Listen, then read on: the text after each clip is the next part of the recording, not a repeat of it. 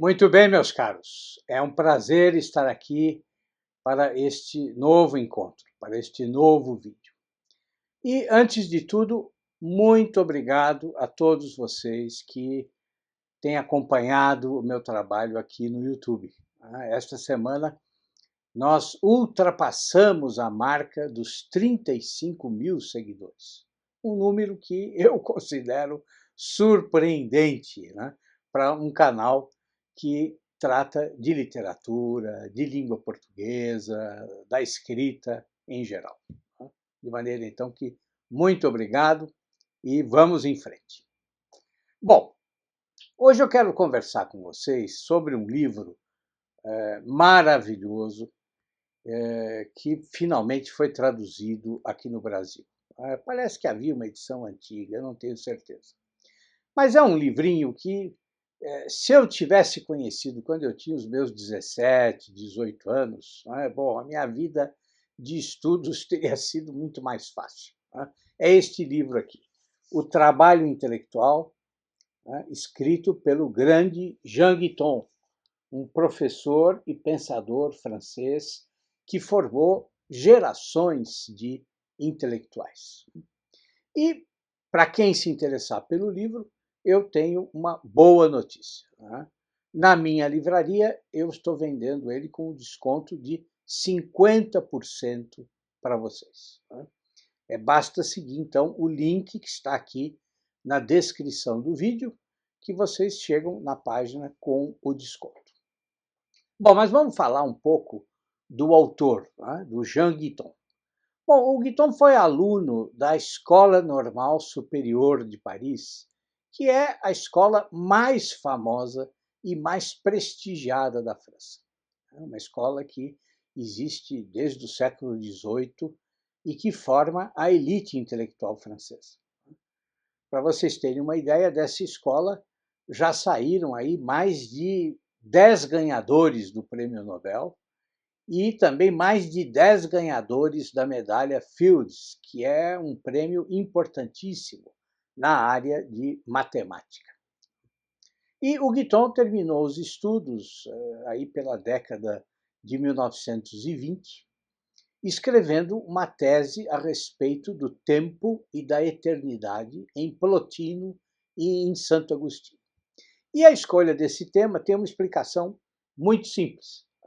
Ele foi orientado por um professor de quem ele se tornou grande amigo, que é o filósofo Henri Bergson, que vocês sabem, estudou muito a questão do tempo, de como o tempo ele é assimilado ou é compreendido pela nossa consciência. Bom, quando o Guiton, depois da Segunda Grande Guerra, ele retorna para a vida acadêmica, inclusive foi prisioneiro dos nazistas.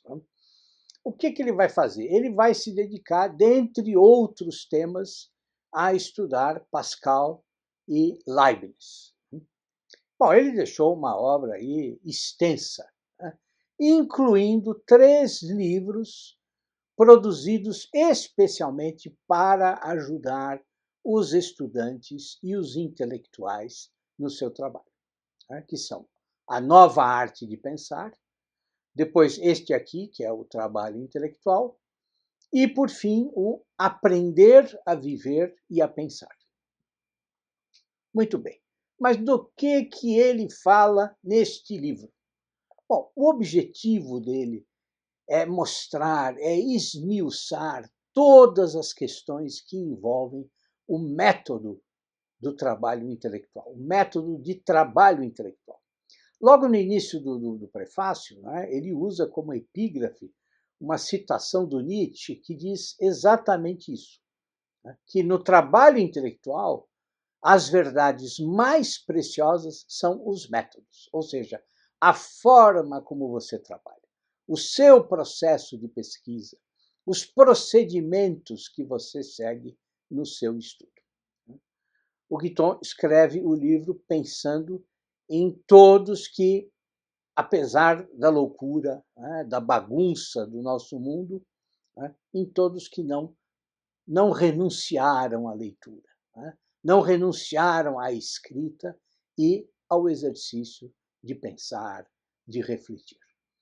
E ele dedica o livro a essas pessoas, por quê? Porque ele sabe que quando se trata do conhecimento, da escrita, da utilização da linguagem, da argumentação, nós todos somos sempre aprendizes. O livro nasce também da preocupação que ele tinha com os próprios alunos. Por quê? Porque ele guardou na memória as suas experiências de juventude quando ele era estudante. E ele sabe que os professores raramente ensinam como o aluno deve trabalhar, como o aluno deve pesquisar. Ou seja, de que maneira se desenvolve o trabalho intelectual, o trabalho do pensamento e o próprio estudo. Ele diz que ele escreve o livro também porque, na sua juventude, duas obras foram fundamentais para ele. A Vida Intelectual, do Sertillanges, um livro de que eu falei aqui no canal faz 15 dias, vocês devem lembrar, e um outro livro, O Trabalho Intelectual e a Educação da Vontade, do Jules Payot, que eu vou falar sobre ele um pouquinho mais para frente, num próximo vídeo. E esses dois livros, o do Sertillanges e o do Payot, vocês também encontram na minha livraria com um bom desconto. Bom, o Guiton diz que, partindo desses dois livros, e claro, da sua própria experiência como professor, o objetivo dele é mostrar a importância de nós aprendermos a nos concentrar, mas sem esquecer que muitas vezes, no trabalho intelectual, é preciso dar tempo ao tempo, é preciso ter paciência e também tem intervalos de descanso. Mas ele faz uma outra observação que eu considero perfeita e que vai estar presente, de alguma forma, em todo o livro. A gente não pode esquecer que forma e conteúdo na escrita são inseparáveis e que, portanto, para que o intelectual se conheça realmente, é necessário também que ele se exprima, que ele escreva, que ele dê forma aos seus pensamentos. O ato de escrever os próprios pensamentos contribui efetivamente para o autoconhecimento. Uma das lições mais importantes, logo no primeiro capítulo, é quando ele mostra que o trabalho intelectual está necessariamente ligado à vida, ligado a todos os aspectos da vida. Isso é extremamente importante. Parece muito simples essa ideia. Mas é importante por quê? Porque rompe com duas visões, com duas ideias muito difundidas. A ideia de que o intelectual, o pensador, o escritor, ele precisa necessariamente se apartar da vida em sociedade e se dedicar exclusivamente às suas reflexões. É aquela ideia batida do escritor isolado na Torre de Marfim, olhando de longe para os homens e observando seus semelhantes como se eles fossem formigas, da mesma forma que um biólogo fica observando a vida das formigas. E a outra ideia, que é igualmente errônea, é a de que o intelectual precisa, deve estar inserido na massa, precisa participar ativamente da vida social, da vida política, não só como militante de uma causa, mas como ideólogo dessa causa também. Ideia, aliás, que é sintetizada na famosa frase do Marx, quando ele diz que os filósofos se limitaram a interpretar o mundo de diversas maneiras, mas que o que importa, de fato, é transformar o mundo.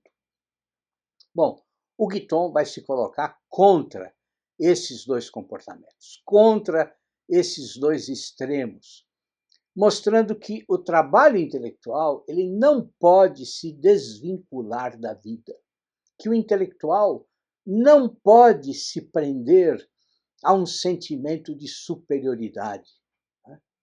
O que não significa que ele deve se entregar à ação contínua, né? À militância política ou ideológica constante.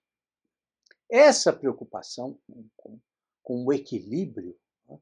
Com a busca permanente de um comportamento que mantenha a distância dos exageros, né? Essa preocupação também perpassa todo o livro. E ela está sintetizada no último capítulo, quando o Guiton fala da aceitação dos nossos limites. Porque o limite, os limites de cada um, os limites eles também contribuem para o pensamento. Porque o limite também é, segundo o Guiton, uma condição da plenitude. E esse é outro dos méritos desse livro, porque ele recoloca o intelectual na sua verdadeira posição, nem completamente isolado dos homens, nem perdido ou desorientado no meio das exigências do seu tempo, mas centrado em si mesmo, à procura da verdade, dizendo apenas o que ele efetivamente sabe e se calando a respeito de tudo mais. Ou seja, o intelectual, o escritor, ele precisa buscar sempre a autenticidade, precisa buscar tudo que é verdadeiro e precisa estar aberto à realidade.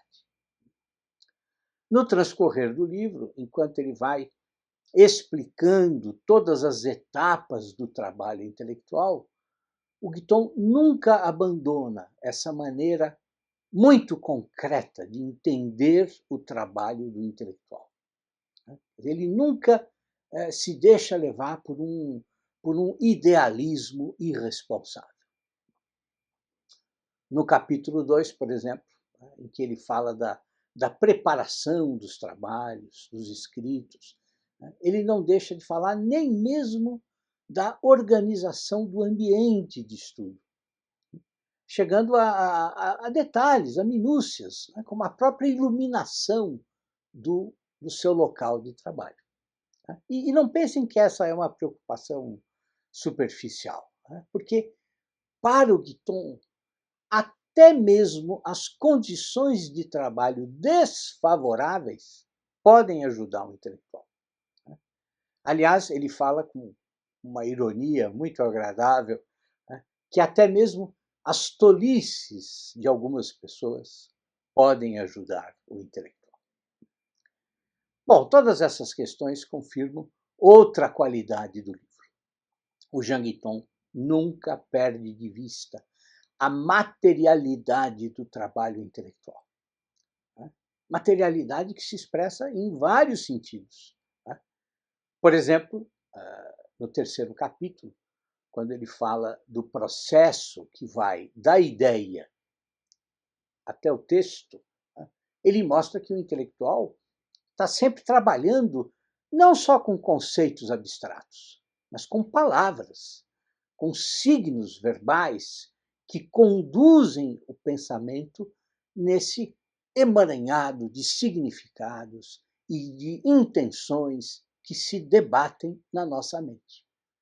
E é exatamente esse processo que nos ajuda a fazer todos os acertos, todos os ajustes que o nosso pensamento necessita para ficar claro, para ser evidente, digamos, para as pessoas que vão nos ouvir ou vão nos ler.